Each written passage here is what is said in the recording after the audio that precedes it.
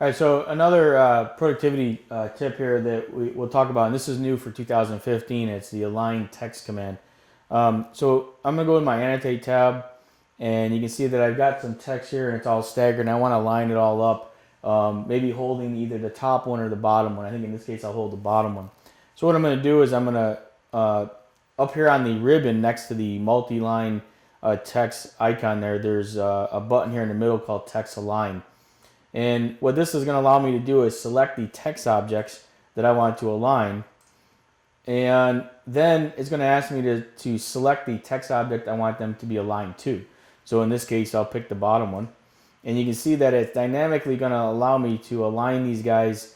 And when I go to my, snap to my polar, it lines them all up basically along that left edge. Now there's a bunch of other settings that I can do, as I can come in here and you can go into the options or the alignment options down below as well. Under options, you can see that I can control, spacing and vertical or horizontal. So if I say current vertical or current horizontal, I can control the objects, and so it allows me to, now in this case you can see that it's aligning them horizontally, or I'm sorry, vertically instead of horizontally. So now they're all coming on top of one another.